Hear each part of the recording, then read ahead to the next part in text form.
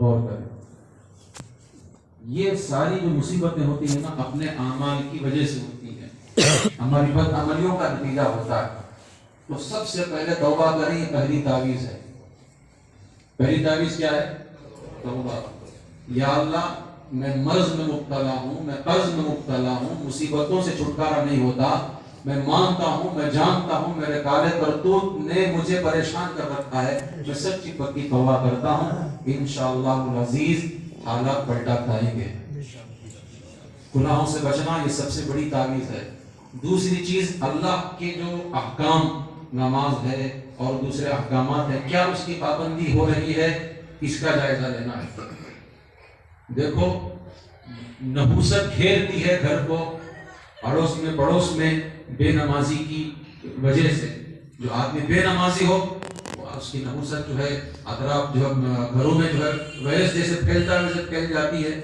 اب کوئی آدمی نماز نہ پڑھتا ہو، فجر کی نماز چھوڑ کر کے سوتا ہو، ظہر کی نماز نہ پڑھتا ہو، وہ تعویذ لے، اللہ کی قسم تعویذ نہیں کام کر سکتی۔ ایسے آدمی کا جائزہ لیے بغیر بڑے ہوں،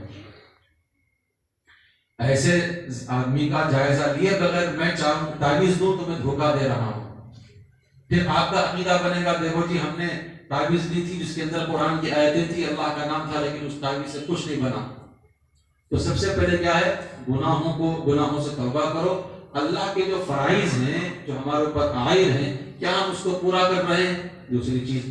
اور تیسری چیز یہ ہے، اگر سمجھو کہ مرض کے لیے یا قرض کے لیے تعویذ ہم لے رہے ہیں، تو سب سے پہلی چیز کیا، جو تدبیر ہمیں اختیار کرنا ہے مرض دور کرنے کے لیے، کیا اس پر عمل ہو رہا ہے، علاج صحیح چل رہا ہے، پرہیز صحیح چل رہا ہے، تو یہ تیسرا مرحلہ ہے۔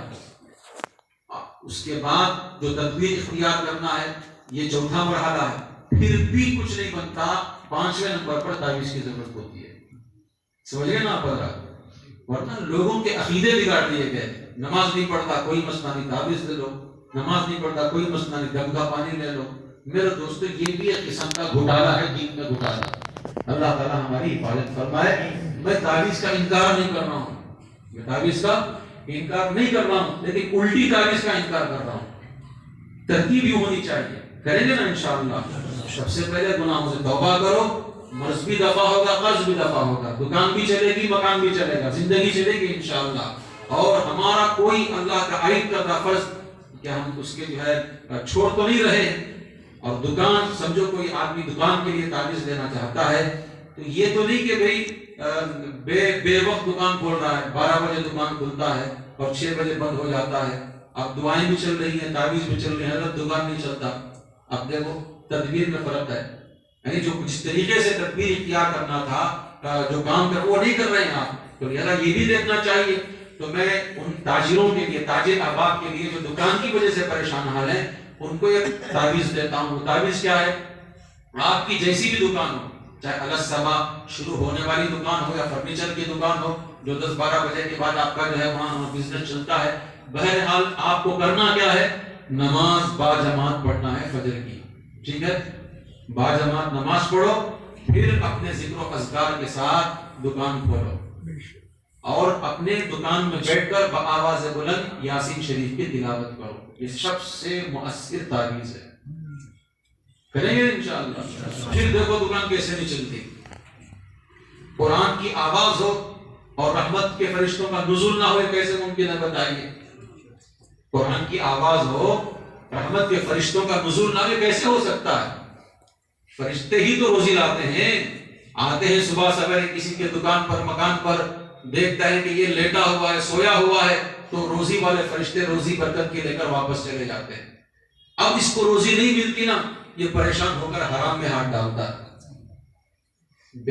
بیاج بٹی میں ہاتھ ڈالتا ہے، سود پہ ہاتھ ڈالتا ہے۔ کیوں؟ جو تو سو رہا تھا اللہ کی فجر کی نماز کو چھوڑ کر، فرشتے آئے وہ دستک دے کر کے چلے گئے، اور تو دستک سوتا رہا، وہ دستک دے کر کے چلے گئے۔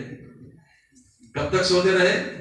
دستک، اور فرشتوں کی دستک ہم نے نہیں سنی، تو بتاؤ کہ فرشتوں کی برکت کیسے ہمیں حاصل ہوگی؟